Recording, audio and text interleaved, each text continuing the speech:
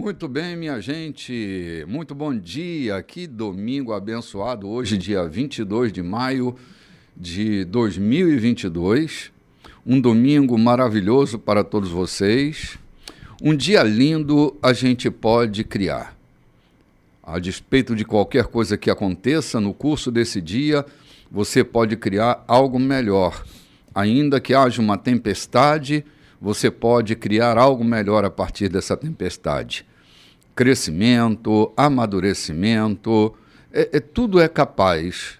O espírito humano é capaz de dar curso ao rumo da nossa vida. Então, se o dia não está bom, faça dele um bom dia. Transforme as coisas que aí estão e Deus será contigo. O Espírito de Cristo habita na sua vida.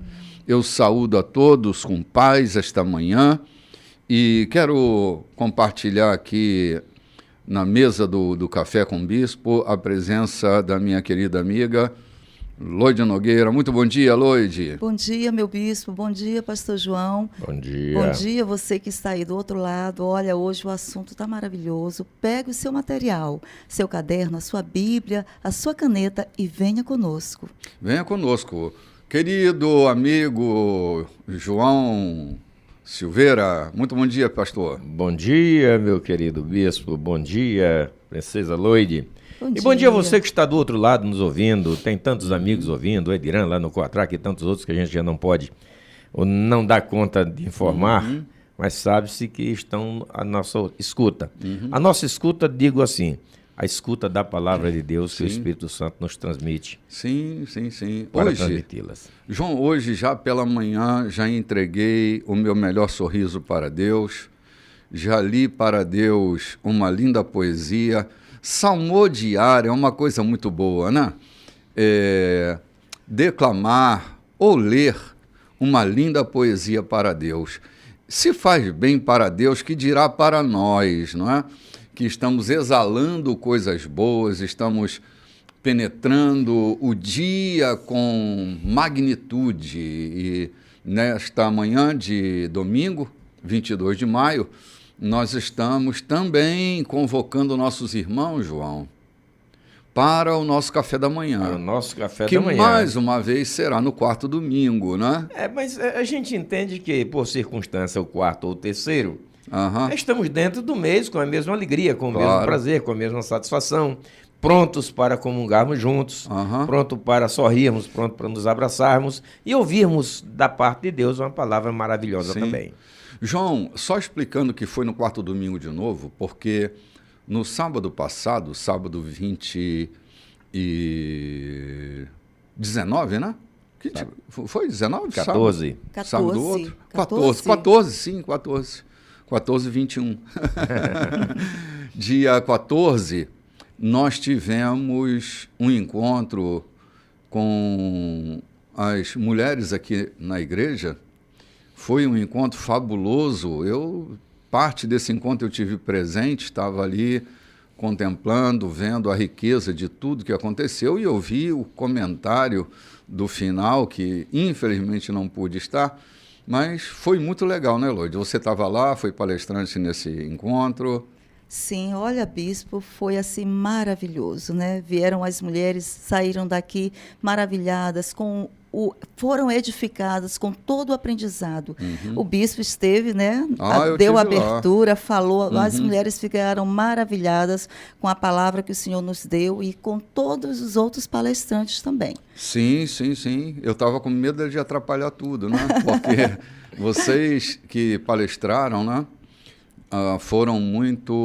São muito preparadas, têm esse lidar com a pessoa humana assim, muito de perto, e o resultado disso foi percebido, né? Muita gente comentando sobre o que aconteceu, além de toda a estrutura que envolveu isso, né? A organização que foi fabulosa, a equipe que trabalhou, assim, não vou nem mencionar nome para não omitir algum nome que não deveria omitir, né? Mas a equipe organizadora, né, que estava top das galáxias, né? Tudo muito bonito, A tudo Rede muito de Mulheres jeitoso, tem uma né? equipe, um timaço, né? É verdade. Na organização que está ali Sim. disposto. Então, compraram a ideia, que a ideia veio de Deus para o nosso coração. Sim. Então, por isso se tornou tudo possível. E não nada foi cansativo nem pesado, mas foi leve. Caminhar esse processo foi vitorioso e foi muito leve, e muito gratificante. Sim. Todos nós estamos felizes com tudo que aconteceu. Uhum.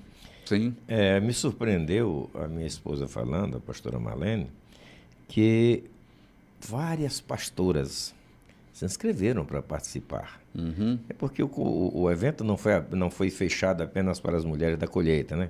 Estava aberto e várias pastoras de denominações diversas. E ela me disse, me surpreendeu. Eu disse, não me surpreende. São mulheres querendo crescer e se aperfeiçoar para exercerem melhor o seu ministério. Sim, sim. João, dia 28, sábado próximo que vem agora, vai ser a 2ª edição, né? A 2ª edição, e agora o tema será, o tema do evento é esse mesmo, seja a mulher que você nasceu para ser. Agora, nesse 2º ciclo de palestras, nós teremos o tema principal, qual é? Quem sabe? Focadas no chamado. Focadas no chamado. Seu chamado ministerial, a sua profissão, ou desempenhar bem um papel como mãe, como esposa, seja qual for. E o bispo Renato Chaves será o nosso convidado e será o nosso palestrante. E nós também daremos uma palavra sobre liderança. Legal. A Rede de Mulheres, hoje, nós temos em toda a cidade de São Luís, interiores, muitas redes de mulheres. Então, por isso que estavam presentes aqui várias líderes, pastoras, missionárias nesse primeiro ciclo, para conhecer mais aquilo que nós estávamos ali trabalhando. Dia 28 vai bombar. Se eu fosse você, não perderia para fazer a sua inscrição, se você desejar. É só você dar uma chegadinha aqui na igreja e a equipe organizadora vai estar te recebendo e dando as instruções como você se inscreve para esse sábado, dia 28, né? Isso aí. Gente, nós estamos aqui avançando num texto espetacular que é o texto de Atos dos Apóstolos. Um texto fabuloso escrito por Lucas, aquele discípulo querido que era médico e habilidoso escritor. Ele escreve o Evangelho de Lucas e escreve também Atos dos Apóstolos, né? Coopera com Paulo em alguma carta escrita. Era um homem muito precioso que decide abraçar a fé como vida para ele, né? Então, o Evangelho para Lucas era a sua vida. E ele registra coisas super impressionantes. Só para posicionar você, nós estamos vivendo o capítulo 15 agora, quando surge uma tensão em Antioquia, porque alguns judeus renascidos, eles chegam a Antioquia e começam um discurso de circuncisão do prepúcio de todo homem que estava aderindo à fé no Messias. E aí Paulo e Barnabé se opõem a esse tipo de conduta, porque, não sendo eles judeus, não tinham a obrigação de terem o prepúcio circuncidado. E aí cria-se uma tensão, e Paulo, humildemente, ele podia ter enfrentado, podia ter criado uma nova denominação, poderia ter rachado ali a sua unidade, mas ele e Barnabé decidem submeter ao Conselho de Jerusalém, que é a primeira igreja, não é? A primeira igreja é Jerusalém, a primeira igreja não é Roma.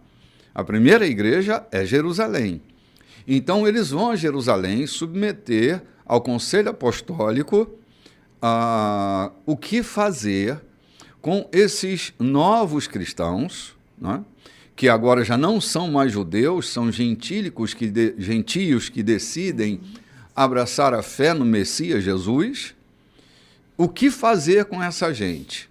Aí eles vão para Jerusalém, levando essa questão à oposição.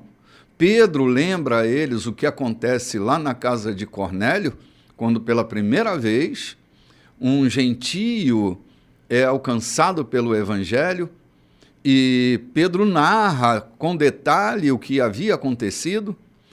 E aí Tiago, que era o bispo de Jerusalém naquele momento, ele coordenava esse conselho, ele dá uma palavra que vai estremecer toda aquela confusão que ali estava.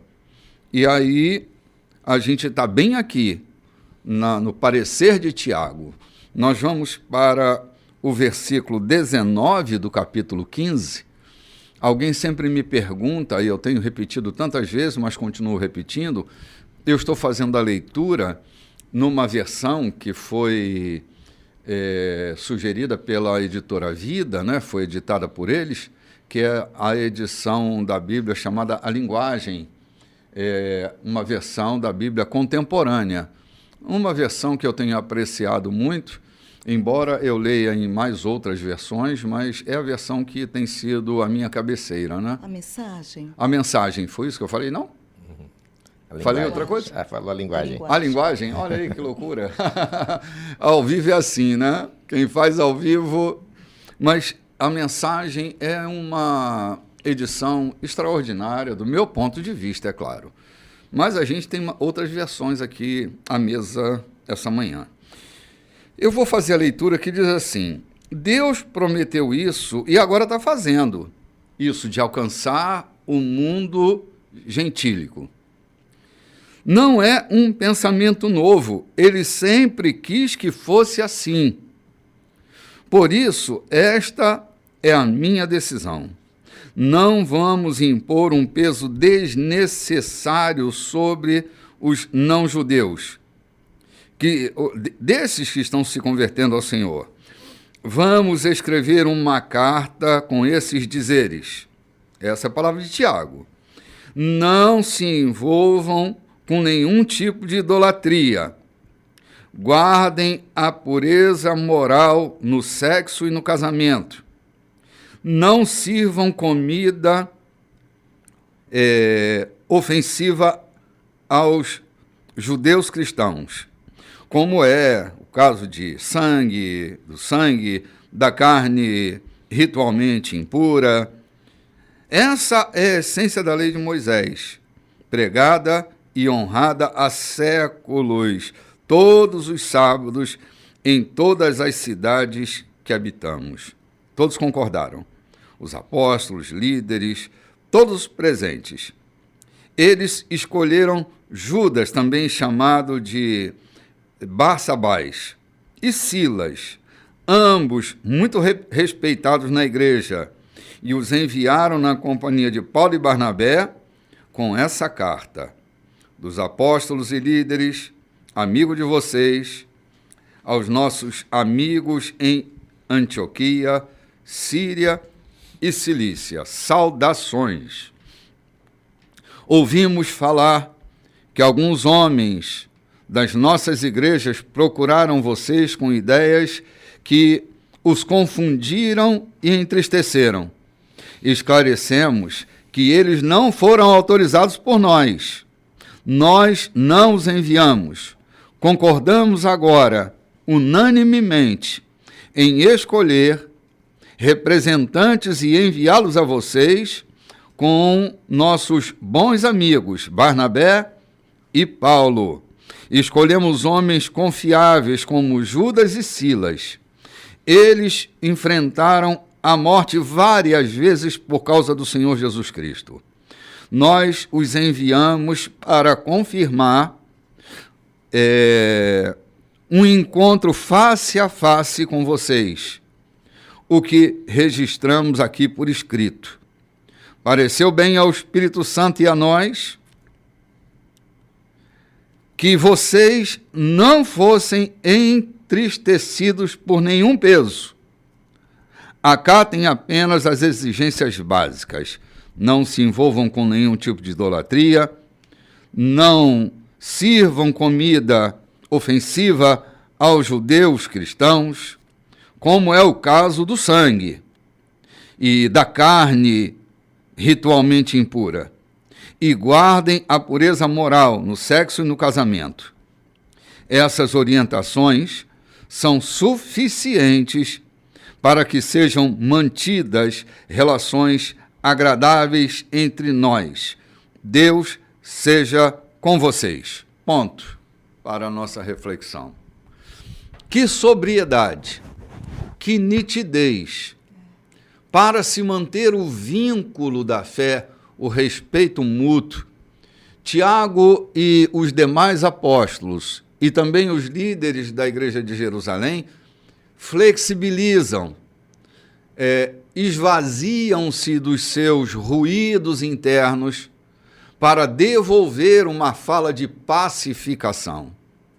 Eles também são judeus, também foram circuncidados, mas esses ruídos rituais deles estão silenciados para ouvir a aflição dos não-judeus.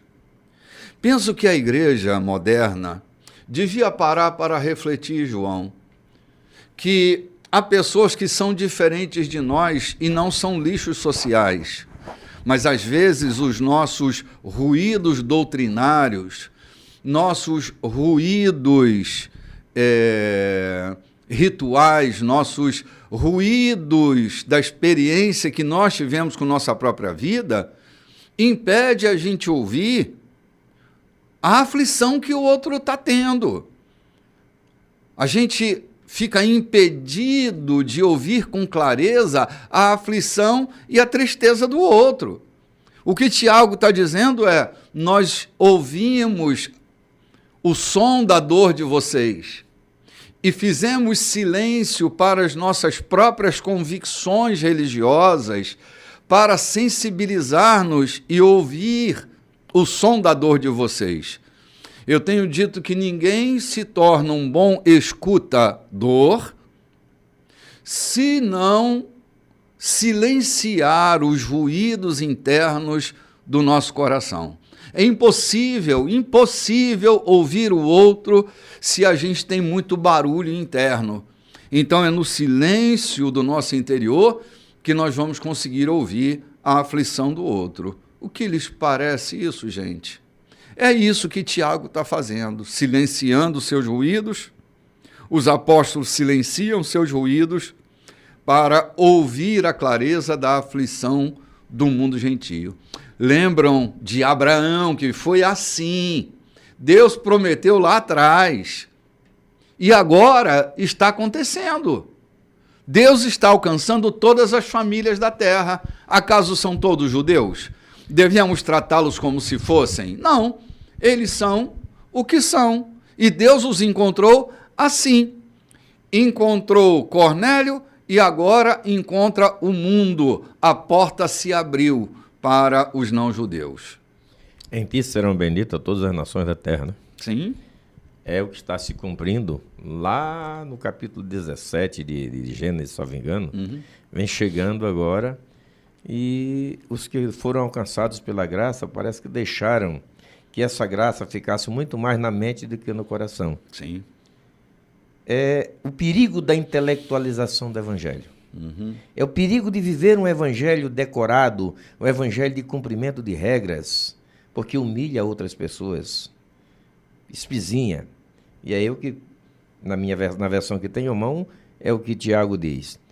Pareceu-nos bem, como ao Espírito Santo, não impor sobre vocês carga nenhuma além do que possam suportar. Uhum. Mas, eu repito, a intelectualização do evangelho. Viver o evangelho intelectualizado, viver o evangelho por cumprimento de regras, de forma nenhuma deixa de espizinhar aqueles que têm no coração e querem viver pela graça e a misericórdia do Cristo. João, saberes, Eloide, saberes que humilham não são saberes saudáveis. São saberes que brotam das angústias internas, porque o saber é libertador. Conhecereis a verdade vos libertará. Se a minha verdade, ao invés de libertar, condena, eu estou na contramão do espírito do Evangelho. O conhecimento é libertador. O conhecimento, ele não aprisiona, não manipula, não violenta, não vitupera. O conhecimento que humilha o outro é estupidez, não é sabedoria. É isso que, não estou aqui tentando interpretar o que disse Tiago, mas o enredo é esse. O conhecimento que nós temos de Cristo vai libertar os gentios. Por que aprisioná-los nas nossas regras? Porque nossas instituições têm essa gaiola como estrutura para prender os outros. Com menos gaiolas, com mais galhos, com mais árvores e com nenhuma gaiola, que quebremos nossas gaiolas e tornemo-nos árvores onde os pássaros podem pousar, fazer seus ninhos, irem e virem, comerem do nosso fruto. É dessa forma que a gente tem o evangelho, libertador por excelência, né? Libertador. É tão bom quando a gente pode sentar numa mesa e colocar, expressar, né, a nossa voz, as nossas ideias. E foi dessa reunião que saiu essa estrutura, dessa carta, né? Sim. Onde eles puderam ali conversar, discutiram o problema, discutiram a fundo o problema. Porque muitas vezes a gente foca no problema, mas tem que ter a solução, né? Muitas vezes a gente foca muito no problema e dali não sai nada. Não foca na solução, Não só foca no problema. No problema, mas precisava sair dali com uma solução. Sim. E eles saíram com uma solução. E essa solução foi registrada através de uma carta. E eles se apressaram em mandar para outros, não ficarem só com eles. Vamos imediatamente mandar o que foi aqui a solução, o registro dessa reunião para outros. E ele diz, é bom para o Espírito Santo, é bom para nós também. E ele conclui lá embaixo dizendo, essas orientações são suficientes para que haja entre nós o que? Relações agradáveis. Sim. Olha que coisa bacana. Sim. É? Sim, olha, quem foca nos problemas se sufoca. É. Quem foca na solução encontra resultado, mas quem foca no problema se sufoca. Isso mesmo. Olha, para você ter uma ideia, eu até hoje, em respeito a esta carta, evito comer galinha cabidela. Eu evito chouriço, em respeito ao que Tiago pôs. Não que se eu comer eu vou para o inferno, vou morrer, não é?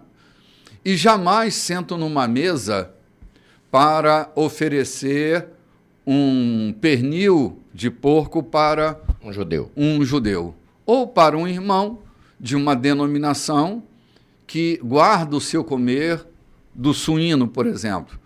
Com alguns irmãos eu nem tomo café, porque faz parte do ritual deles não tomar café. Eu tomo chá, tomo suco, tomo água, para não ofender e criar animosidade nas relações. Essa é a proposta. Isso. Sabe, se eu sei que ele é judeu, eu vou oferecer uma carne que, por regra, ele não come? Não posso fazer isso. Estou pronto para cultuar a Deus e o cultuo todos os dias. Hoje mesmo li um bom poema para Deus de manhã, né? Estou cultuando de manhã, acordando com um sorriso nos lábios. Mas no meu culto, né, na hora de comer, eu respeito quem está comendo comigo. Se só come legume, eu vou comer uma boa salada, sem problema nenhum. Né? Nem vou comer carne se o meu amigo não come carne, em respeito à sua fé, à sua conduta. Então, é essa a proposta, é caminhar em respeito para se caminhar em liberdade, é não castrar o outro. Como eu disse, a gente tem que jogar as gaiolas da gente fora e a gente tem que plantar mais árvores para que os pássaros tenham onde se aninhar. Não é? Ah, que delícia. Eu gostaria de enfatizar um ponto aqui importantíssimo, que Tiago enfatiza, Tiago e os demais preferem enaltecer a graça divina vinda pelo Cristo do que a lei vinda por Moisés. Ou seja, o que ele está dizendo aqui? Esta graça que alcançou vocês está muito superior ao cumprimento de regras. Esta graça que não queremos pôr em vocês as regras que foram postas sobre nós, porque nós agora fomos alcançados pela graça. Não quer dizer que alcançados pela graça sejamos canalhas por aí, fazendo qualquer besteira, qualquer coisa que der na cabeça. Então não fomos alcançados pela graça, né, João? Não, a graça apenas foi um indulto para quem não foi recuperado. Não, a graça é recuperadora. E o que Tiago está dizendo é, não queremos impor sobre vocês a cangalha da lei, mas sim a liberdade da graça. E por isso que nós recomendamos é aquilo que é óbvio, não ser promíscuo e respeitar o outro. Sim, exatamente. Se a gente não decidir caminhar em respeito, a gente caminha muito mal. Nós estamos perto do próximo pleito eleitoral. Faltam poucos meses e aqui e ali os comícios já estão sendo organizados e tal. Começa a chegar um outro momento de grande desrespeito, de grandes ofensas e desnecessárias ofensas. Desnecessárias. João e Lloyd, há pessoas que até hoje não se falam e são da mesma família, porque decidiram se polarizar politicamente. Não é por causa da impureza, é por causa do posicionamento. Até hoje não se falam por causa do último pleito presidencial, que foi uma guerrilha, uma igreja bélica, uma igreja armamentista que se levantou no pleito que passou, uma vergonha para o evangelho.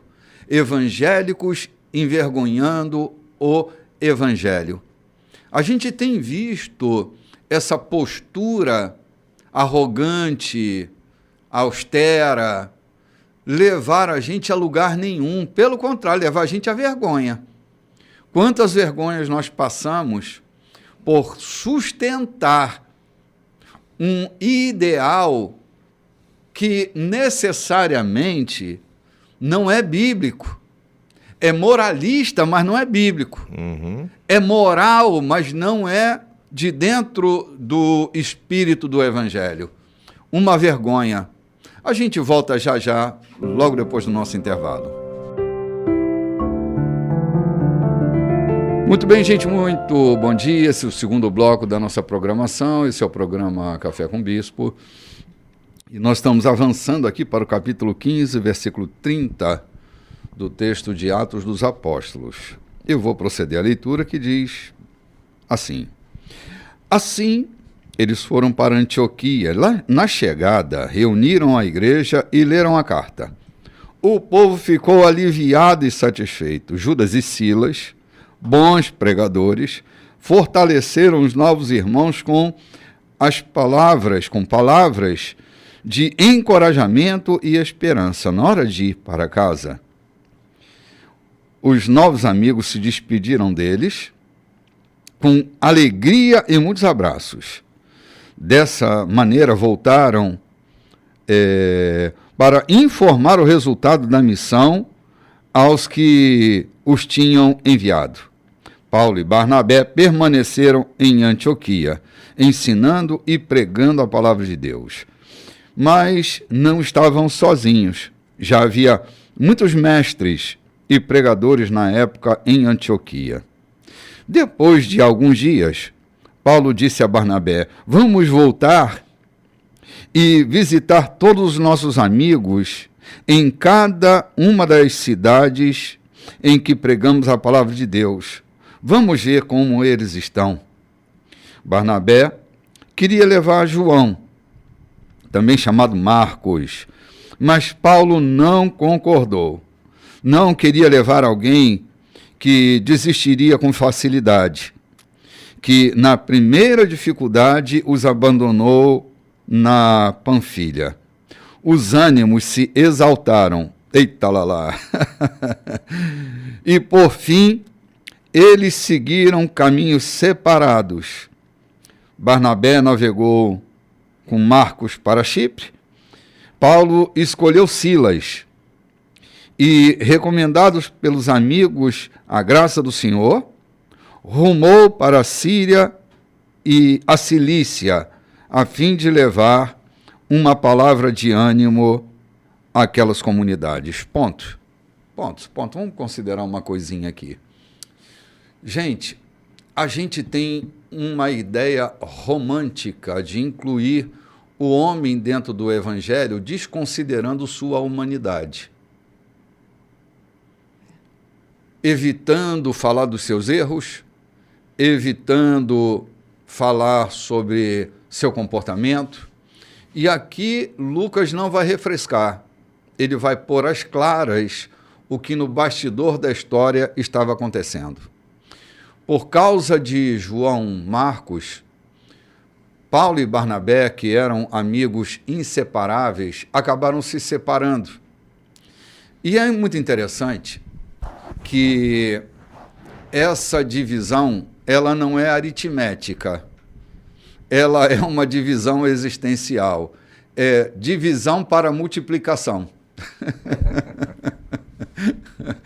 Às vezes a gente chora porque quer eternizar um romance, mas é justamente na quebra de uma relação consistente e sólida como era de Paulo e Barnabé, nesse conflito que um decide ir para a esquerda e outro para a direita, é nesse divórcio apostólico que acontece um fenômeno, a possibilidade da multiplicação. Ora, Silas agora entra dentro desse curso apostólico, dessa equipe apostólica, e João Marcos vai ser treinado por Barnabé, o que não seria se fosse diferente. É ver a história sobre outras perspectivas. Por que a gente não desce um pouco do romantismo que a gente cria e enxerga de maneira mais clara, mais inteligente, as coisas que vão acontecendo? Eram dois homens de Deus que tinham opiniões diferentes, dois homens fortes, que decidem não andar juntos mais naquela equipe para que o mundo pudesse receber com mais velocidade, e ao invés de uma equipe, agora são duas equipes. Então foi uma divisão que não uma separação que não dividiu, foi uma separação que multiplicou. Então, se a gente fica com esse pensamento aritmético, não é? Se a gente fica com esse dualismo dos geômetras na cabeça da gente, a gente não vê a coisa andar. É muitas vezes na separação que haverá multiplicação. Também não estou querendo enfraquecer coisa nenhuma. Eu só estou chamando a atenção para que outras realidades existenciais estão bem aí diante dos nossos olhos. As equipes partem leves. Silas vai agora na companhia de Paulo e vai fazer grande trabalho ao lado de Paulo. Paulo não está desviado, nem Silas está, nem Barnabé está desviado. Eles estão vivendo o propósito. E eles estão agora multiplicando a possibilidade de alcançar novas pessoas por meio da fé. Não é? Você disse no princípio que era uma equipe com 2 coadjuvantes. Agora não, são 2 equipes com 2 discípulos preparados para dar continuidade à obra, né? Sim. Paulo e Silas e João Marcos já não eram mais apenas ajudantes de Barnabé e de Paulo, ou de Saulo. Eram companheiros. Já eram companheiros, inclusive na prisão lá em Filipos, né? Sim. Então, o que eu estou entendendo aqui é que Deus muitas vezes age na nossa humanidade, ou deixa que a nossa humanidade se revele, porque há uma ação de Deus, há uma vontade de Deus para que aquilo de fato aconteça. Não há que haja uma incitação de Deus para que haja discórdia, mas há um plano de Deus e a nossa humanidade se revela, mas eu quero crer, como o senhor acaba de dizer, que Paulo e Silas não saíram dali estremecidos ou zangados. Claro. Paulo e Barnabé. Creio que discutiram a questão, então, fica bem melhor. Você leva um, eu levo outro, você vai para um lado, eu vou para o outro. Eu creio que eles saíram dali em paz. Sim. João, tem um discurso contemporâneo que eu tenho muita aversão a esse discurso. É o discurso assim, quando Paulo não quer mais andar com Barnabé e Barnabé não quer andar com Paulo, será uma decisão pessoal de cada um. Não dá para empurrar para Deus a escolha que eu quero fazer. Eu estou cansado de ouvir assim, Deus falou comigo que meu tempo aqui acabou e que agora estou indo para uma nova jornada. Deus não falou coisa nenhuma, João. Deus não falou coisa nenhuma. São decisões que nós temos o direito de fazê-las. Escolhas que são competência nossa. Eu não quero mais andar contigo, Paulo.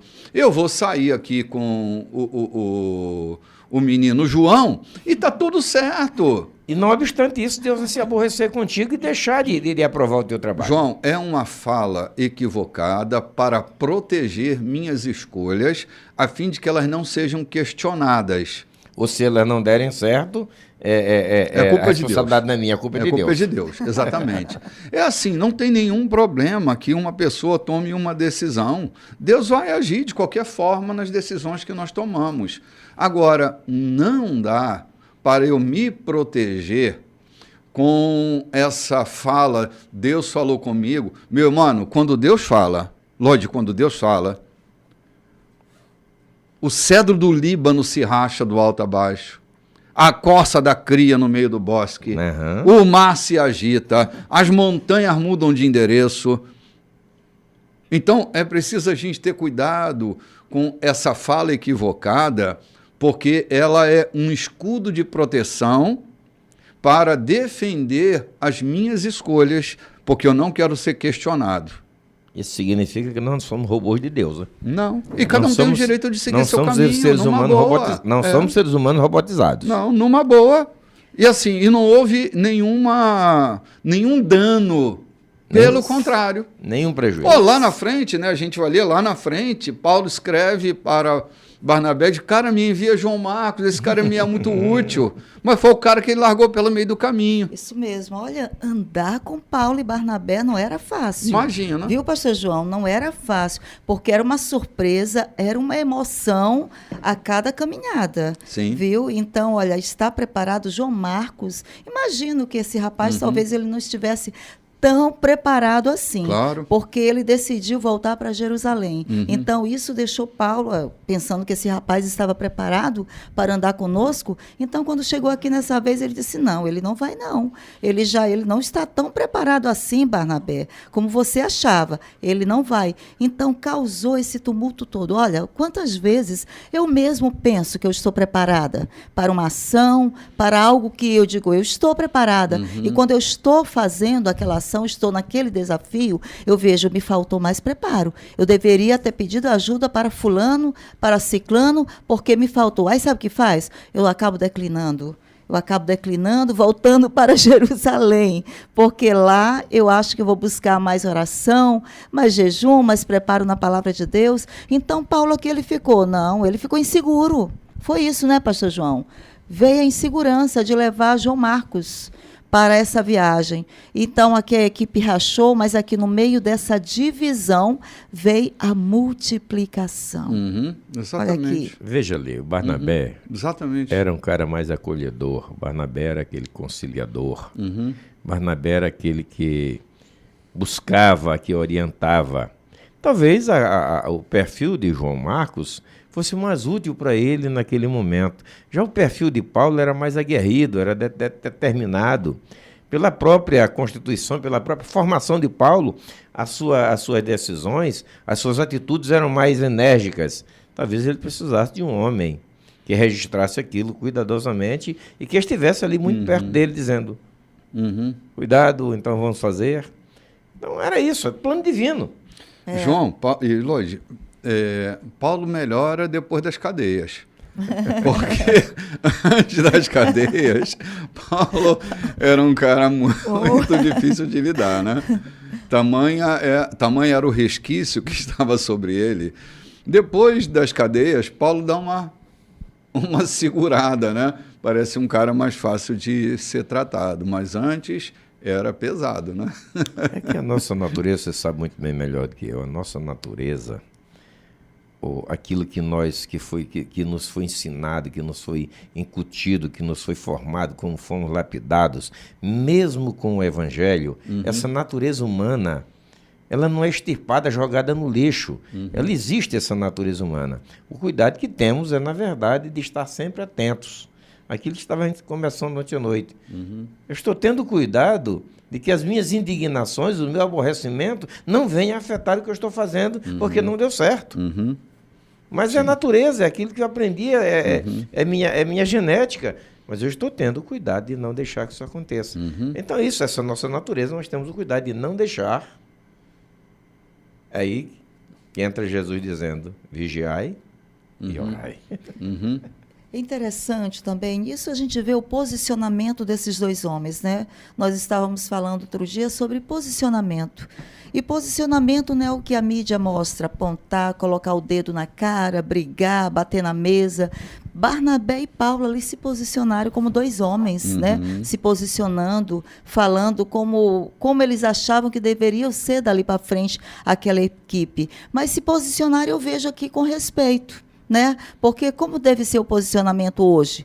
Para nós líderes, pais, como devemos nos posicionar diante de tantas coisas que o mundo, ou então que os nossos filhos, eu tenho 2 filhos, e muitas vezes eu tenho que me posicionar diante da fala deles. Mas como eu me posiciono como mãe? Com respeito, né? Levando o meu valor, aquilo que eu acredito, mas me posiciono com uma fala de respeito. E eu também ouço os meus filhos com respeito. Quer dizer, eu me posiciono com respeito e eu também respeito aquele que se posiciona. Porque hoje as pessoas querem se posicionar, mas com falta de respeito. E aí gera realmente mais conflitos ainda. E aqui se dividiu para multiplicar. Isso foi muito interessante, né? Sim. É isso, é o que eu estava dizendo. Às vezes a gente tem uma matemática aritmética para enxergar o mundo. E a gente tem que ampliar as matemáticas, porque não existe só aritmética, geografia, geometria, ok? Há matemáticas existenciais e a gente precisa considerá-las. A gente está vivendo num mundo de maior amplitude. A coisa não funciona só entre bonito, feio, gordo, magro, alto, baixo. Esse dualismo é muito limitador, principalmente quando a gente tem uma solução para ser gerada, né? Imagina você, do que eu estou falando. Se eu tenho uma ideia e tu tens uma ideia, aritmeticamente falando, nós temos 2 ideias. Mas se a gente for pensar na matemática existencial, nós não temos 2 ideias, nós temos milhares de ideias. Se eu tenho a minha ideia e tu tens a tua, não é? A minha mais a sua não é suficiente. Nós teremos muito mais ideias nessa mistura, né? Sinergia é o nome disso. E essa percepção da sinergia faz a gente enxergar o mundo de outra maneira. Essa separação de Paulo e Barnabé não gerou 2 possibilidades, gerou milhares de possibilidades. Não gerou denominações diferentes. Não. Pensavam ou decidiram diferente, e todavia o propósito era o mesmo, anunciar o Evangelho. Anunciar o Evangelho, exatamente Perfeito. isso. Não quer dizer que eu tenha que concordar com você, você tem que Isso. concordar comigo em tudo que eu digo, eu tenho que sacudir a cabeça. Não, contanto que o objetivo seja cumprido. João, é que às vezes eu quero colocar vinho novo no meu odre velho. Se eu não tiver odre novo, o vinho novo dentro do odre velho me faz perder o vinho e o odre. É desperdício. Em administração, tem 2 estruturas básicas que a gente precisa considerar. Por exemplo, nós temos estruturas rígidas e engessadas, como a estrutura de um prédio, que se mexer, ele cai, ele quebra, ele racha, ele desaba. E nós temos estruturas administrativas que são como árvores. Cresce a raiz, um galho, um novo galho, outro galho, e ela vai crescendo na medida da necessidade da própria árvore. Um prédio tem rigidez, tem um engessamento. E às vezes o que acontece é que nós criamos estruturas rígidas no nosso pensamento, como a estrutura de um prédio engessado, se mexer quebra. A gente tem que ser mais flexível quando a gente está lidando com a vida, porque a vida ela acontece numa dinâmica muito constante. O que é hoje, amanhã não será. E graças a Deus não será. É aquele velho aforismo, né? Não leve sua velha mentalidade para os seus novos desafios. Porque levar minha velha mentalidade para meu novo desafio, eu era menino e eu jogava futebol. E havia uma fala unânime, que era assim, time que está ganhando não se mexe. Daí os técnicos começaram a crescer na profissão deles e começaram a enxergar que time que está ganhando se mexe sim, para poupar jogador, para oportunizar jogador, para acostumar os meninos a jogarem com os grandes. Então, time que está ganhando se mexe sim. Não só no futebol, mas também nas nossas equipes. Há pessoas que, se você tirar e colocar outra, a dinâmica do próprio curso daquele time vai levar um novato, né, um João Marcos, a se desenvolver. Então, time que está ganhando se mexe, mas aquela mentalidade cristalizada dizia, time que está ganhando não se mexe, mexe, tem que mexer. Como eu disse, para poupar jogador, para oportunizar jogador. Tem uma nova partida, então aquele jogador precisa ser poupado. Aquele menino precisa ganhar experiência. Então, a gente precisa estar mexendo nas nossas equipes, sim, é necessário. Senão fica cristalizada, como Moisés e o Josué. Sim. Moisés tinha uma maneira de conduzir o povo com o cajado na mão. Sempre Moisés e o cajado, era o cajado batendo na rocha, era o cajado batendo no mar, era o método de Moisés, era o cajado. Aí surge Josué. O método de Josué não era o cajado, era altar. Era um altar no meio do rio, era um altar no deserto, era um altar aqui, um altar acolá. Ele se move de maneira diferente. Era a dinâmica de Josué diferente da dinâmica de Moisés. Era um desafio novo. E aí Josué vem com a sua própria maneira de tocar e de liderar a sua equipe, de governar a nação, não é? Eu vivi no meio evangélico, onde pastores lideravam igrejas e só saíam dali depois que não tinham mais condições ou que iam para a sepultura. E quanto isso engessou a igreja de crescer, porque novas ideias não podiam entrar ali. Novas ideias não podiam trazer novidades para a igreja. Tinha que ser naquele engessamento, naquela forma de ser. E eu fico pensando, Imperatriz, me permita, se alguém da Imperatriz nos ouve, quanto tempo levou para chegar na administração do Raul e ela se expandir por toda a região do Araguaia? Por conta de um engessamento, de uma ideia que não se... não cabia. Não cabia. Não estava ali. Então, que tenhamos essa ideia de que os novos podem ser úteis por excelência para nós, que pode rachar uma equipe para formar duas equipes, dando oportunidade a novos caminharem com a gente. Sim. Sim. E às vezes foge até do nosso planejamento, né? Barnabé e Paulo não planejaram isso. Mas aconteceu. E o que vai fazer com que aconteceu? Que destino a gente vai dar? A cisão aconteceu. O rompimento, a separação, a gente vai fazer o quê? Porque hoje de manhã eu estava lendo um textinho que dizia assim, um bom dia a gente faz. Um bom dia a gente faz. Ou seja, eu tenho em mim a possibilidade de transformar a maldição em bênção. Sim. Mudar as coisas. Nascer de novo. Fazer acontecer. Por que não? Por que é que eu tenho que sucumbir por causa disso? Por que é que eu tenho que me prostrar por causa disso? Não.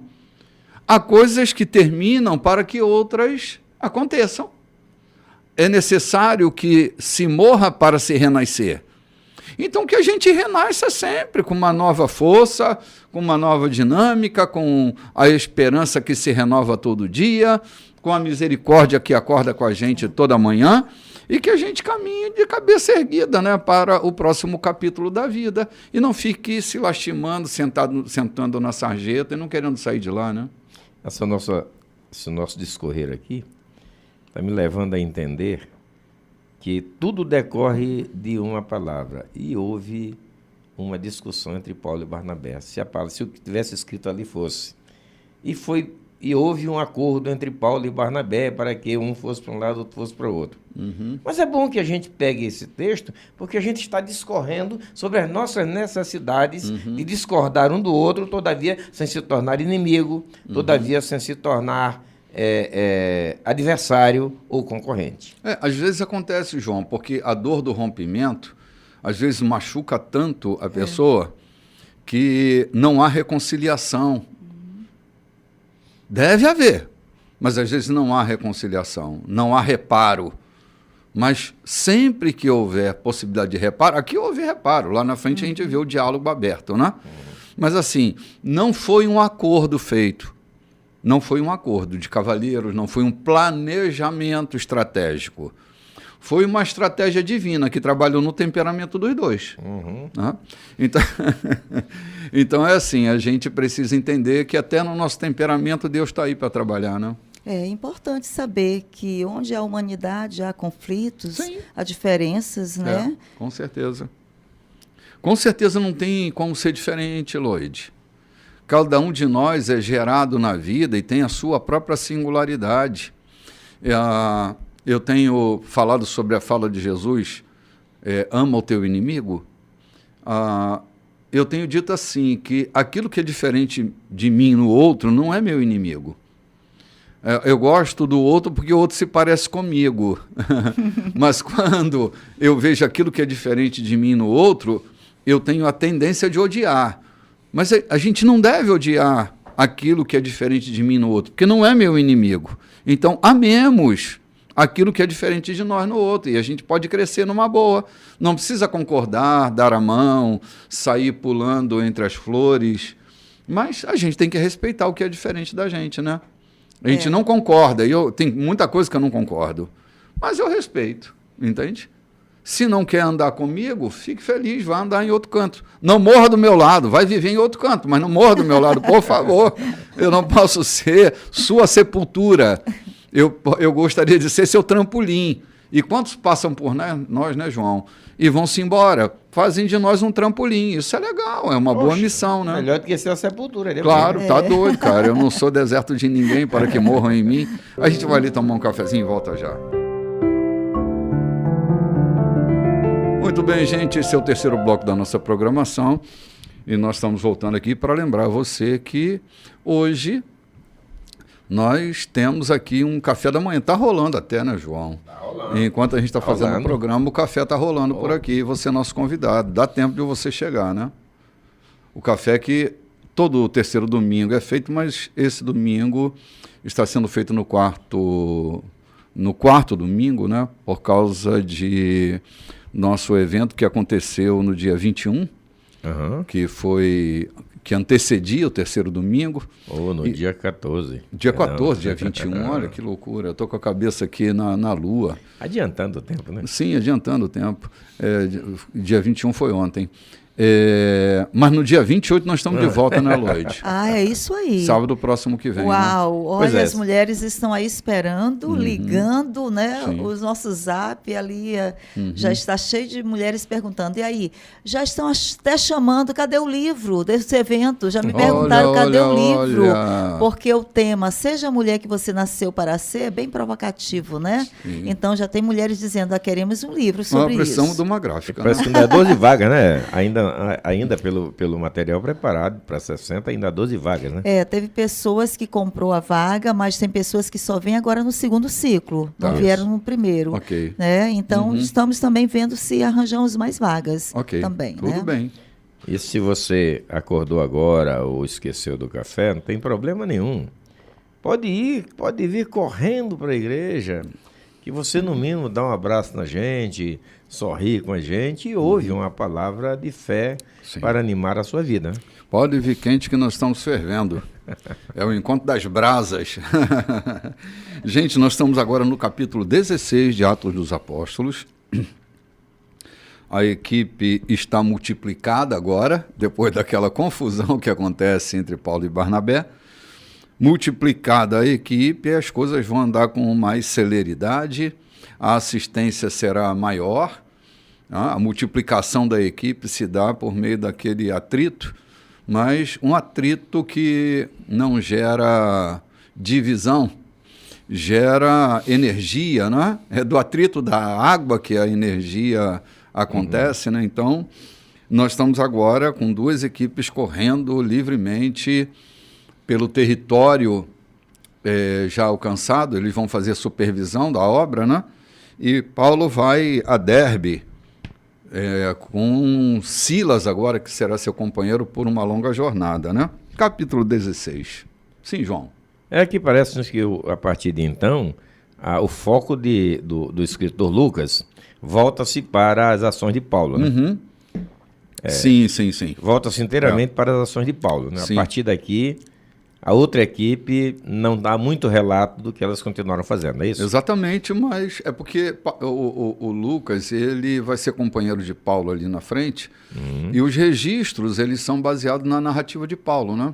Segundo algumas informações, é possível que ele estivesse naquele xadrez, lá em Filipe, né? Sim. Junto com Silas e Paulo. Sim, exatamente.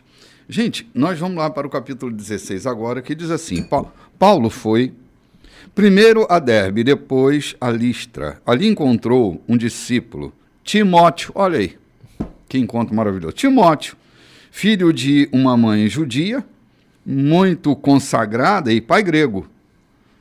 Todos os dias, ou todos os amigos em Listra e Icônio, garantiram que ele era um rapaz excelente. Paulo quis levá-lo para a missão, mas primeiro o circuncidou, para não ofender os judeus que viviam naquela região. Todos sabiam que o pai dele era grego. Deixa eu só dar uma paradinha aqui. Parece até uma contradição, né? Primeiro Paulo briga para não circuncidar e agora ele vai circuncidar Timóteo. Por quê? Porque ele tinha uma mãe judia e não era circuncidado. O pai dele era grego. Não era gentil totalmente. Né? Não era gentil totalmente. Ele tinha sua raiz, né? Na mãe judia. E para não gerar qualquer tipo de conflito, Paulo vai circuncidar Timóteo. Então, não é uma contradição, pelo contrário, é uma estratégia de um bom vivant, para manter uma equipe correndo livre, porque ele sabia que ia para os judeus daquela região, e a idoneidade da grandeza de Timóteo podia ser questionada, né? Então, ele decide circuncidar o Timóteo, né? Enquanto viajavam de cidade em cidade, apresentavam as orientações que os apóstolos e líderes de Jerusalém haviam decidido. Olha a firmeza aqui. Né? Eles não estavam se apartando da instrução que Jerusalém havia dado para eles. Eles estão repetindo e dando solidez à orientação dos apóstolos de Jerusalém. Fizeram uma cópia daquela carta, né? Ora. Barnabé levou uma cópia e o Paulo trouxe outra cópia. Essa medida se revelou bastante útil. Dia após dia, as igrejas se fortaleciam na fé e cresciam em número. Eles foram para a Frígia e atravessaram a região da Galácia. O plano era seguir na direção oeste, até a província da Ásia. Mas o Espírito Santo impediu que eles prosseguissem. Eles foram para Mísia e tentaram seguir para o norte até Bitínia, mas o Espírito de Jesus também não os deixou. Depois de passar pela Mísia, desceram até o porto marítimo de Troade. Deixa eu dar uma paradinha aqui. Olha a interferência de Deus no curso da história. Não foi o diabo que os impediu. Foi o Espírito Santo. Gente, em cada negativa que nós temos para os nossos planos, precisamos considerar que Deus está presente, tutoriando a nossa história. E muitas vezes o impedimento não será por nossa incompetência, pelo fracasso do nosso planejamento, mas por uma interferência divina. É Deus na nossa vida. A igreja contemporânea tem um laço forte com o diabo que parece que nunca pode viver sem ele. Ele sempre tem que estar presente na vida, né? Ah, porque o diabo me impediu de ir. A clareza de Lucas, ao descrever que por 2 vezes o Espírito Santo os impede, cria uma circunstância. E não é na aparição de uma sarça ardendo. Era um impedimento criado pelo próprio Deus. Ora, se a minha vida pertence a Deus, se eu me entreguei a minha vida a Ele, e eu estou impedido de ser o rei da Babilônia, foi Deus que me impediu. Bispo, tantas vezes eu já projetei viagens e no caminho eu sou mudado de curso para socorrer alguém, por uma necessidade de alguém, para ajudar alguém que está em dificuldade. E eu estou entendendo aqui o que o Espírito Santo está fazendo. Desculpa o avanço, mas o versículo abaixo vai dizer por que tudo isso aconteceu. Sim, né? claro, claro. A necessidade de uma região que estava carente de informação, carente de... Paulo e Silas estavam indo para uma região nem sempre descrita. Uhum. De repente, a necessidade está aqui. E o Espírito do Santo, que sabe todas as coisas, e vos guiará em toda a verdade, não é assim que está escrito? Guiou Paulo para essa região. João, um homem guiado pelo Espírito precisa entender que o vento sopra onde quer. A gente não sabe de onde ele reina e para onde ele vai. Só ouve-se a sua voz. Só ouve a sua voz, mas que ele sopra, sopra. E é lindo essa sensibilidade de Paulo, né? Está atento, está sensível a ouvir, a entender, está ali com todos os sentidos aguçados, né? Paulo estava assim, os ouvidos, os olhos, né? E é o que precisamos estar, né? Homens e mulheres cheios do Espírito Santo, com os ouvidos atentos para entender, não é o meu tempo. Sim. Esse tempo não é agora. Sim, não se sinta frustrado, né? Justamente. Vou seguir em frente. Mais à frente, ser barrado novamente por quem? Pelo Senhor Espírito Santo. Claro. Dizer, calma, fique aí, não é a tua vez, não é a tua hora. Eu vou traçar o teu caminho. Olha como é lindo isso. Lloyd, eu acho que é uma dificuldade tão grande de se entender de que a nossa vida é guiada por Deus e que Ele é soberano. Por que a gente tem que colocar sempre um diabinho nessa história? Que vício é esse, né? Ou por que o nosso eu tem que ignorar essa direção divina e levarmos a ferro e fogo aquilo que queremos fazer, depois estamos nos frustrando, estamos tendo dificuldades, porque o nosso sentimento, a nossa ganância, a nossa prepotência, a nossa vaidade nos leva a fazer coisas que o Espírito Santo não nos guiava para isso, mas eu quero fazer a ferro e fogo. Ontem, me permita contar esse testemunho, eu estou na iminência de comprar uma caminhonete e encontrei uma caminhonete linda, do jeito que eu queria, em uma loja, com uma carta contemplada pelo consórcio. Então, eu pedi à loja que reservasse a caminhonete para mim. E fui fazer a burocracia da liberação, e isso terminou 5 horas da tarde. 3 horas da tarde a caminhonete foi vendida para uma outra pessoa. Quase me choca ter perdido aquela beleza. De repente, conversando com um amigo, ele olha para mim e diz assim, cara, qual era a circunstância, qual era o perfil da caminhonete? Eu estive explicando a ele, ele disse, Deus te livrou de comprar uma bomba. Ali havia uma bomba, não era uma caminhonete nova, era uma caminhonete 2021 com 3.000 quilômetros rodados. Ele disse, uma bomba ia explodir na tua mão. Ou seja, como Deus nos impede, nos mínimos detalhes, aquilo que o senhor costuma dizer, que Deus se incomoda com a nossa sobremesa, né? Quer dizer, detalhes pequenos, mas era envolvimento de quase 300 mil reais que podia explodir na minha mão. E Deus me livrando daquilo. Me doeu o coração, poxa, a caminhonete foi embora, eu perdi, liguei para o meu filho, ele disse, pai, É Deus cuidando da gente.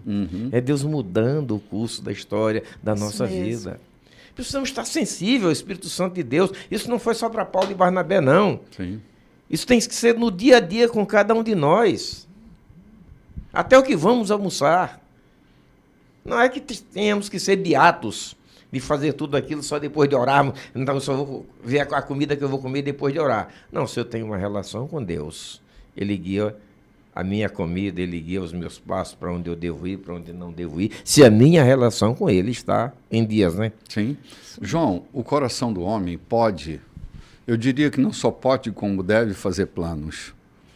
Mas a resposta certa para esses planos vem desse vento. Né? Vem desse vento. Nós não podemos nos esquecer de que nós somos guiados pela força desse vento. E ficar tranquilo e não frustrado. Por que vai se frustrar? Se Deus está nos livrando de abacaxis aqui... Prejuízos. Dores de cabeça. Exatamente. É que eu quero trazer o que nós estamos lendo do livro de Atos para o nosso cotidiano, porque há uma necessidade da gente entender que não foi coisa que aconteceu há 2000 anos atrás, lá na Panfilha, lá em Derbe, lá em Listra, é que está acontecendo todos os dias na nossa casa, dentro da nossa igreja, dentro da nossa família, dentro do nosso trabalho. Precisamos ter sensibilidade de ouvir, de sentir quando o Espírito Santo está mudando circunstâncias e muitas vezes que contrariam o nosso planejamento. Claro. Mas Ele é soberano e deve ser soberano em nossas vidas. Sim. Jesus Cristo disse, eu vos dou, eu vou embora, eu vou subir. Apesar de estar convosco todos os dias, mas haverá um Espírito que vos guiará em toda a verdade. Sim. João, Deus não é Senhor só da nossa história. Por exemplo, a gente vai ler agora... Quando um homem lá da Macedônia, no sonho de Paulo, vai se levantar, né? Ajuda-nos, né? A gente desconsidera, às vezes, de que aquele objeto que a gente quer possuir tem alguém orando para tê-lo. E se Deus deseja dar para o outro e não para mim, eu tenho que estar contente também. Quem sabe essa caminhonete tenha sido fruto de oração, de intercessão, de choro, de necessidade de alguém... Porque você pode comprar outra se quiser. Mas aquela pessoa só cabia para ela aquilo ali, não é? E Deus decidiu.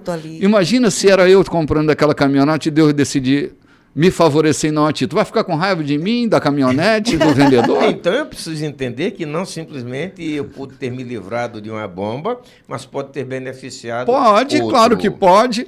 Olha, por que Paulo não vai nessa viagem e o Espírito Santo o impede, né? Porque tinha ali um macedônio naquele sonho dizendo atravessa, né? Vem para cá. Ou seja, a Macedônia carente. A Macedônia carente. Uma outra necessidade. Macedônia, de disciplinamento, de propagação do Evangelho. E a gente querendo que Paulo descesse para cá. Pois é, por que não atender a Macedônia se é isso que Deus quer? Atendendo a aflição e a oração dos macedônios. Agora vamos ver uma coisa aqui. Lá, Paulo e Silas, ainda na discussão de Paulo e Barnabé, a gente pega aquilo e traz como se fosse um nó na história.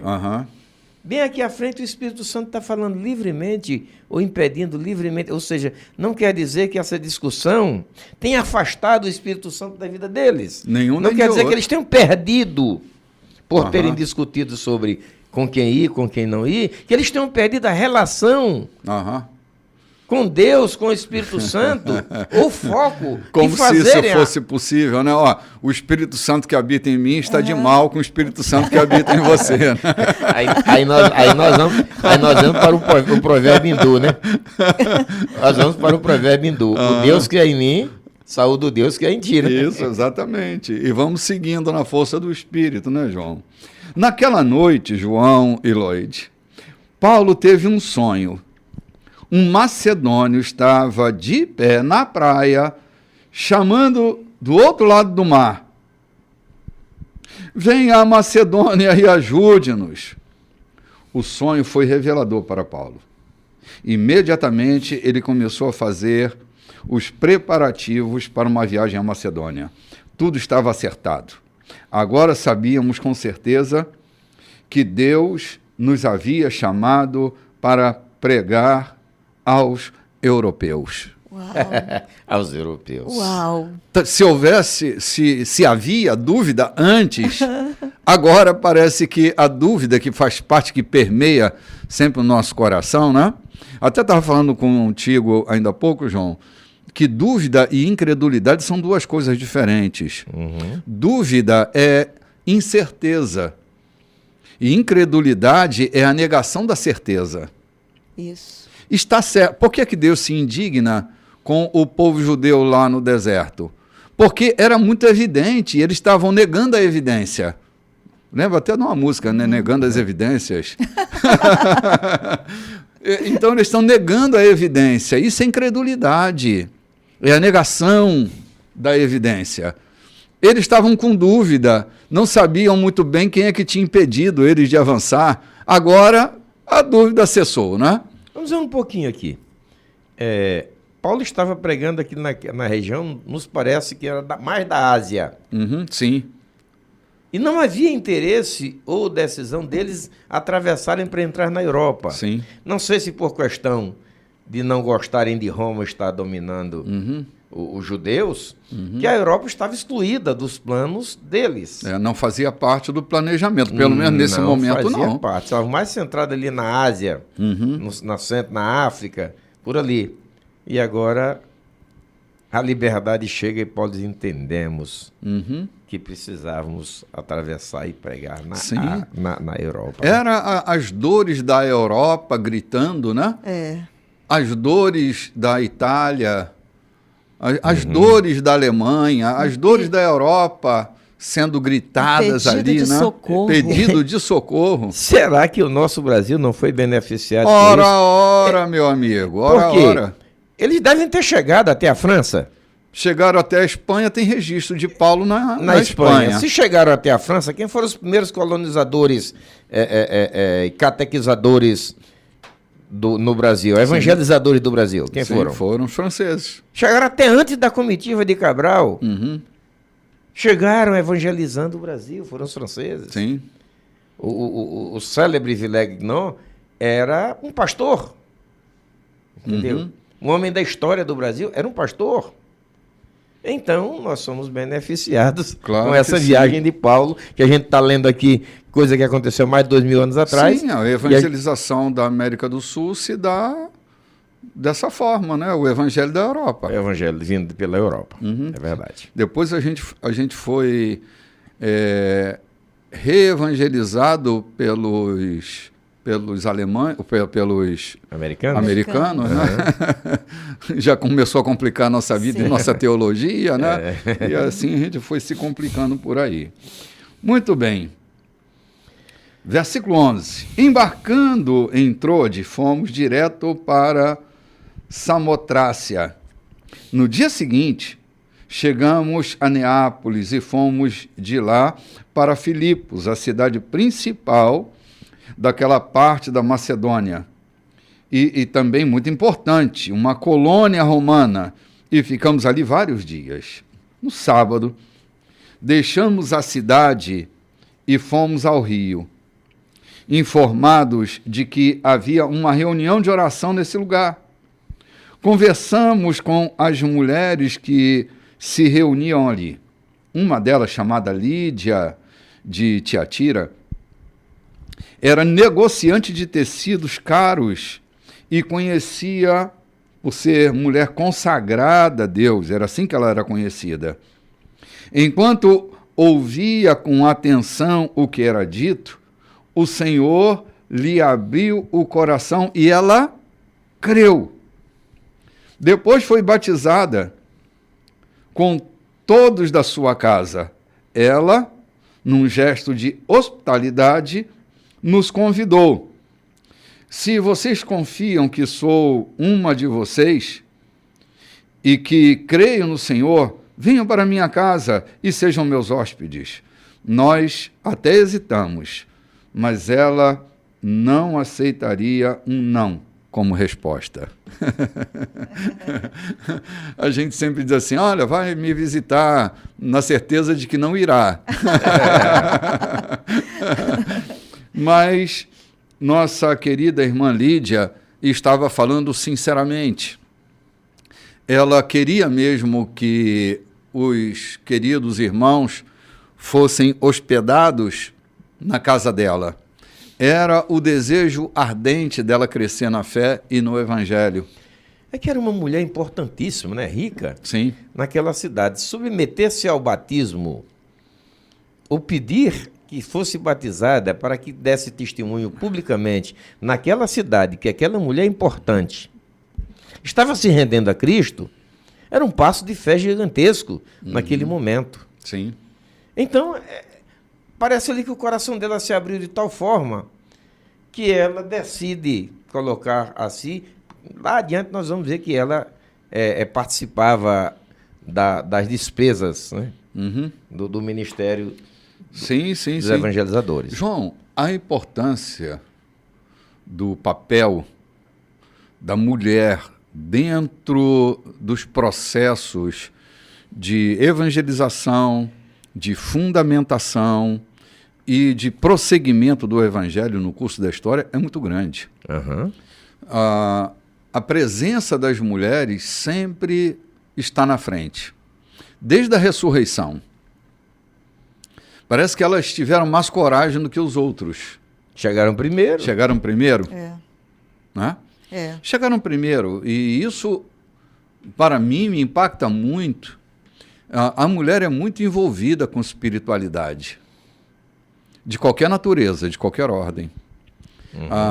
Até as sacerdotisas lá do templo de Diana, né? Envolvidas com a espiritualidade. Sim. Se está correto ou não está é outra história, mas elas estão mais sensivelmente envolvidas com a espiritualidade. Você vê nas nossas... Débora foi uma dessas mulheres, Sim, né? claro. Envolvidas. Mas se tratando da igreja, Lloyd, assim, as mulheres, elas sempre são mais ativas do que os homens. Isso em todas as congregações. Eu não conheço, particularmente não conheço, uma congregação que os homens estão mais aguerridos do que as mulheres.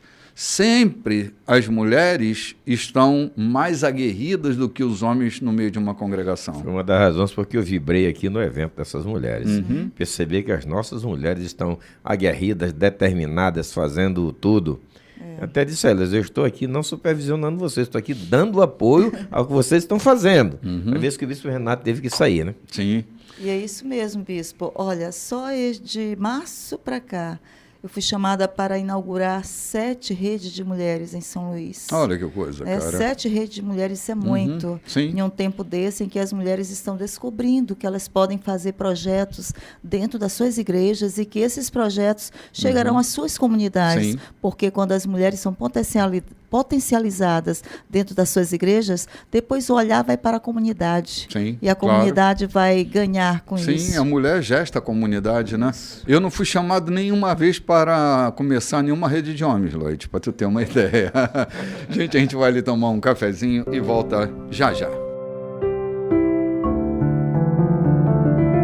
Olá, gente, estamos de volta. Esse é o programa Café com Bispo e nós estamos no nosso último bloco.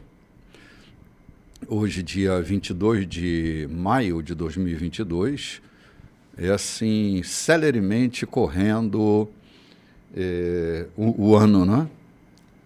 O ano parece que encurtou. Mas quero lembrar você também que toda terça-feira, às 19 horas, pontualmente, nós temos um encontro marcado no Instagram da igreja, que é o @Igreja da Colheita, com uma live que nós denominamos no Divã da Graça. Essa é uma live que a gente está tocando com assuntos sempre práticos, de acesso a todos. Você é nosso convidado. 19 horas em ponto, eu entro com essa live chamada No Divã da Graça. E às 19h30 de quinta-feira, nosso encontro de oração, que também está bombando, muita gente acessando, com louvor, com adoração, com orações e com uma palavra de bom ânimo.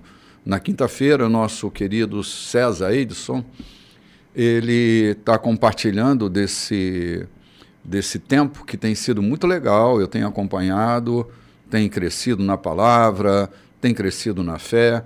Deus tem sido muito generoso com o César. Então, quero convidar você para estar terça, 19 e quinta, 19h30, no @Igreja da Colheita. E obrigado a você que tem nos acompanhado por lá. Daqui para diante, nós vamos começar a entrar em momentos tensos, momentos de reflexão séria sobre a nossa jornada no Evangelho, proposta por Paulo aqui na sua caminhada, os registros de Lucas sobre esses episódios. Nós estamos aqui no versículo 16 do capítulo 16, que diz bem assim: depois disso, depois deles estarem lá hospedados na casa de Lídia, num outro dia, a caminho do lugar de oração, uma escrava ficou andando atrás de nós. Ela tinha um espírito de adivinhação e havia ganhado muito dinheiro para os seus donos. Ela começou a seguir Paulo por toda parte, chamando a atenção de todos para nós.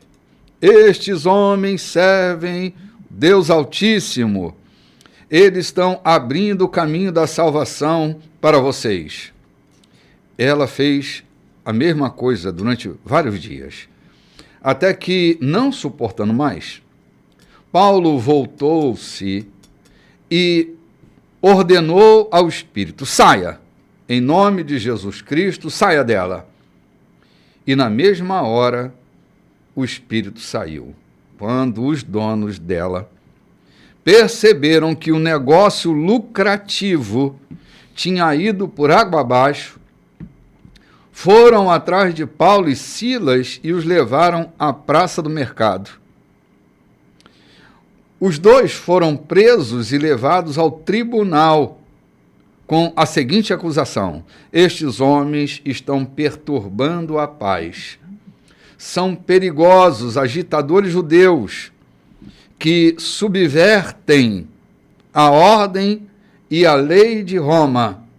E a multidão, na mesma hora, começou a pedir sangue. Puta, deixa eu parar aqui.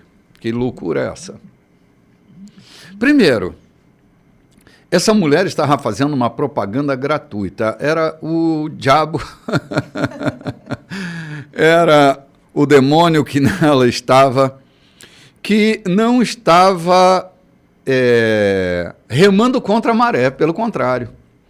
Estava divulgando, porque ela era respeitada, ela fazia parte de um negócio lucrativo.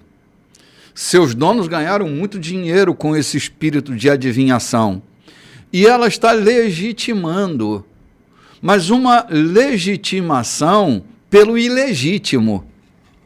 E Paulo, depois de tantos dias ouvindo a mesma coisa, ele se enche dessa bajulação, dessa proclamação pela boca indevida, e ele se indigna e expulsa o demônio daquela mulher.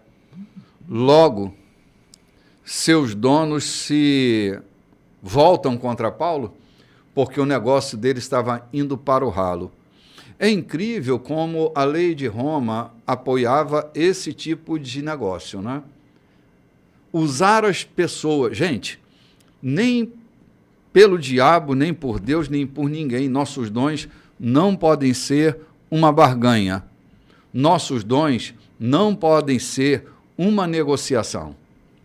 A gente não pode objetivar qualquer tipo de lucro ou de vantagem sobre a pessoa humana. E aqui esse cara estava ganhando dinheiro com isso. Não é a mesma coisa, mas também é ilegítimo usar o dom de Deus para ganhar dinheiro. Quantos eu tenho encontrado por aí profetizando em casa de incautos e de lá levando suprimento para manter a sua casa. Eu, quando na delegacia no interior, encontrei uma das santas irmãs que eu passava o dia orando em jejum E quando saía, levava até a televisão da casa de presente, as galinhas e etc. Por várias vezes tivemos as voltas com ela e tivemos que abrir processo.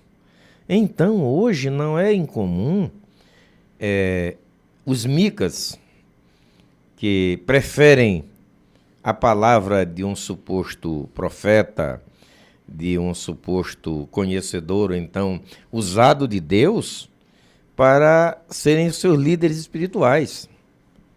Infelizmente está acontecendo em nossos dias, a gente tem encontrado muito isso.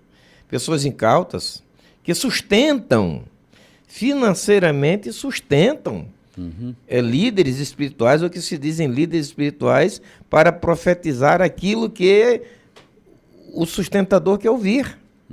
Sustentar, às vezes, o seu ego, ou então livrá-lo dos temores que ele tem. Tenho encontrado muito isso aqui, andando aí pelas minhas andanças. É ilegítimo, João, é ilegítimo, Lloyd, esse tipo de manipulação com um dom, seja lá de que origem for, porque isso aprisiona as pessoas e é claro que é grande fonte de lucro. No caso aqui, era um demônio, mas que gerava grande lucro para aqueles que eram detentores dessa mulher, que era uma escrava, né? Sim. E ela não estava falando nenhuma mentira. Ela não estava mentindo. Mas aquela atmosfera gerada, né, ela precisava ser desvinculada da pureza da fé. E aí Paulo se indispõe. O que me causa espanto é ver essa multidão pedindo sangue. Isso, eu quero entender que Paulo percebeu pelo Espírito de Deus que havia nele, o Espírito Santo que o guiou por ali, que ele estava percebendo uma armadilha. Aquilo era uma armação para desacreditá-los. Aquilo era uma armadilha preparada pelo próprio demônio, que também, assim como os homens se assenhorearam daquela moça, os demônios também se assenhorearam dela. No âmbito espiritual, ela era uma escrava do demônio. E no âmbito físico, uma escrava dos senhores daquela terra. Então, era uma fonte de lucro, de negócio. Eu creio que ali a beira-mar, porque quando Paulo diz que eles iam a um lugar de oração, e a gente vê no texto anterior que ele encontrou as irmãs numa reunião de oração na beira do rio, então eu creio que ali era um ponto de encontro, de convergência, onde pessoas iam querer saber sobre o seu futuro, querer saber sobre as suas vidas. Isso mesmo. E ali os donos daquela escrava tiravam lucro.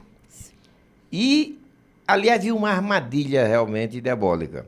Mas a gente entende perfeitamente e sabe, Deus manda Paulo para a Macedônia, porque tinha exatamente uma cidade toda para ser liberta pela sua palavra. Foi o que aconteceu lá em Filipos. Bispo, sim. Eu lembro quando teve anos atrás aqui, o Lázaro veio cantar aqui, e foi aquele show, aquele comercial para todos os lados. E eu lembro que não somente o povo evangélico vendeu o produto dele, mas nesse momento também muitos pegavam as fitas, CDs, gravavam, né? E vendiam, não era só o povo evangélico, na porta do estádio, vendiam produtos como sendo original deles, quer dizer, se aproveitando de um momento para que também pudesse contabilizar, fazer os seus recursos, né? Então eu vejo essa de equivalência, né? Justamente. Tipo assim, eles falam a verdade, eu estou falando a verdade sobre a verdade. Justamente. Logo eu também sou a verdade. Eu né? vejo essa mulher fazendo isso aqui, tá entendendo? Olha, é isso mesmo, compre aqui meu material, esse homem é o homem realmente de Deus, olha. Produzindo uma equivalência. Produzindo a equivalência. Nós dois falamos a verdade. Nós dois falamos a verdade. Eu falo a verdade e eles falam a verdade. Isso. Agora, com que objetivo? O meu é de oferir lucro. O deles é de proclamar o evangelho. O meu é de oferir lucro, né? Isso. Sim. E eu creio que aquela era uma armadilha projetada para descredibilizar o evangelho que estava sendo pregado por Paulo. Sim, porque houve naquele meio, eu lembro que houve pessoas comprando coisas piratas. Aí, o povo evangélico produzindo coisas piratas, né? Aí surgiu até isso também, essa fala. O povo evangélico agora produzindo coisas piratas e não tinha nada a ver com o povo de Deus, né? Sim, com o povo de Deus não. O povo de Deus é um povo justo, né? Agora, nem todos que estão na igreja são povo de Deus, às vezes também são os piratas que estão ali, né? Para se aproveitar de alguma forma, né? De alguma tirar forma. uma pontinha, né? Isso mesmo. Olha o que diz o versículo 22. Os juízes atenderam ao pedido da multidão. Mandaram rasgar as roupas de Paulo e Silas e ordenaram que fossem açoitados. Depois de baterem neles até cansar, mandaram ambos para a cadeia, recomendando ao carcereiro que os deixasse sob severa vigilância, para que não pudessem escapar. Ele os prendeu na cela de segurança máxima, Bangu 1, com algemas de ferro nas pernas. Por volta da meia-noite, Paulo e Silas oravam e cantavam fervorosamente a Deus. Os outros prisioneiros não podiam acreditar no que escutavam. Foi quando, de repente, aconteceu um terremoto. A cadeia inteira tremeu. Todas as portas se abriram e os prisioneiros ficaram livres. Nisso, o carcereiro acordou e viu todas as portas da prisão abertas. Pensando que todos os prisioneiros tivessem escapado, sacou da espada e estava prestes a cometer suicídio, imaginando que seria morto de qualquer maneira. Mas Paulo gritou: não faça isso. Estamos aqui, todos aqui. Ninguém fugiu. Ponto. Que coisa linda. Me permita, isso tem me empolgado muito. Imaginemos que ali naquela prisão haviam presos condenados ao resto da vida, sem ter nenhuma forma de ouvir o evangelho, as boas novas. As suas vidas eram lixo para aquela sociedade. Sim. Jogado no porão. De repente, Paulo é açoitado e levado para ali. Será que aquilo não foi uma permissão? Era um plano divino para que aqueles presos ouvissem? É um vento soprando, a respeito né, É um vento soprando. Sopra onde quer que vá. Era o plano divino levando Paulo aos porões mais fétidos. As pessoas aparentemente mais indignas. Sim. Sendo alcançadas pelo evangelho. Olha que amor maravilhoso de Deus. Olha que graça divina. Leva... E eles ficaram tão entusiasmados, ficaram tão alegres com o que ouviam, com o que receberam, que não se preocuparam em fugir. Sim. Preferiram ter as suas almas livres, mesmo estando no xadrez. Isso é lindo, perceber isso. Nenhum preso escapou. Homens que talvez estivessem condenados ao resto da vida no xadrez. Não se preocuparam com isso, porque a palavra de Deus os atraía. O que Paulo levou para eles foi muito mais do que a liberdade física. O que eles estavam recebendo era tão precioso que as suas vidas já não tinham mais importância além daquela graça que a estavam recebendo naquele momento. Não era o êxtase, eram as verdades, as operações divinas. Operações que Deus faz através do seu Espírito e daqueles que estão dispostos a fazê-la. Sim. Esse episódio me lembra o título de um livro que eu li há muitos anos atrás, chamado Vitória na Montanha do Louvor. Né? Como pode isso? Nós começamos o programa hoje, eu estava dizendo que um lindo dia a gente pode criar, a gente pode fazer acontecer. Porque olha o destino que esses homens estão dando depois de açoitados, até se cansarem os açoitadores. Estão presos e eles encontram um motivo, uma razão, um sentido. E estão orando e cantando. Para transformar o ambiente mais inóspito da vida num ambiente de adoração. Sim. E de grande movimento. Sim. João e Lloyd, imagina a angústia desse homem ao ver diante dele esse quadro, as portas abertas Ele imaginou, imaginação, ele imaginou, todos fugiram. Eu vou ser morto e não tem outra saída para mim. A angústia, ela faz isso com a gente, né? A angústia é muito perigosa. Ela gera um vazio abissal. E a única saída é acabar com a existência. É isso que esse homem está pronto para fazer. Angustiado, culpado, né? Sim, claro. É um misto de coisas dentro dele. Não tem saída para mim. Não tem saída. Até que uma voz divina ecoa dentro daquela prisão e diz, não faça isso, estamos todos aqui. Imagina a surpresa desse cara. A angústia e a surpresa. Deus, quando entra dentro da vida da gente, acaba com esse buraco vazio, né, João? É o dia de angústia, é o dia de morte transformando. É o dia de morte transformando-se em um dia de vida. É angústia transformando-se em alegria. É.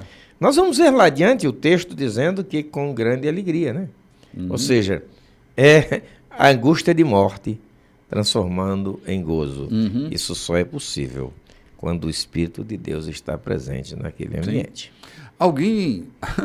Alguém prendeu aqueles prisioneiros sem grade, porque eles não fugiram. Tiveram a chance e não fugiram.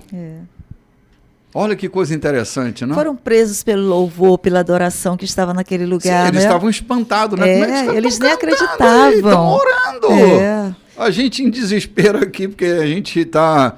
Alguns com pena de morte, talvez, alguns iam ter prisão perpétua, sei lá. Aquele louvor coisa, acalmou aquela angústia, né? Colocou tudo no lugar naquele momento. Mas os feitos de Deus são tão maravilhosos que as cadeias, quer dizer, ou seja, tudo enquanto foi algema e prisão, se soltaram, estava todo mundo livre. Eu imagino qual foi aquela festa. Era alguém dançando, era alguém batendo palma, era alguém batendo na parede para louvar a Deus. Era uma coisa... Um batismo coletivo. Era uma loucura, uma santa loucura, coisa linda. A gente pode imaginar, vislumbrar, viu? Sim. Então o carcereiro pegou uma tocha e entrou. Trêmulo, caiu diante de Paulo e Silas.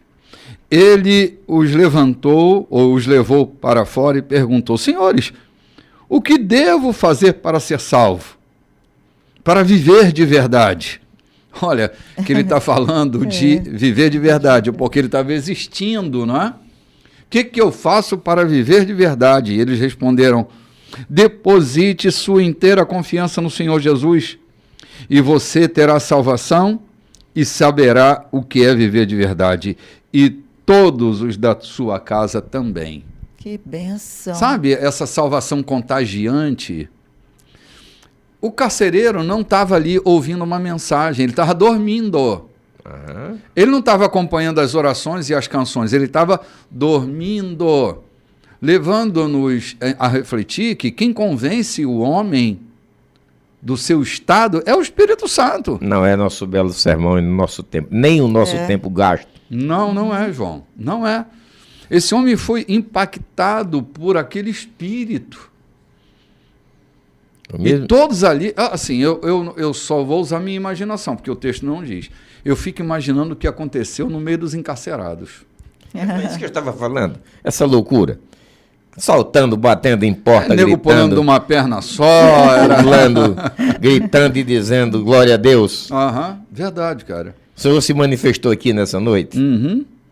Porque pela palavra do carcereiro que a gente pode ver, ele tinha conhecimento a respeito da fé. Se não tivesse, ele não tinha perguntado daquela forma bonita. Talvez a sua profissão o impedisse por longos anos de aceitar a fé. Sim. Porque o evangelho já estava naquela cidade. Sim.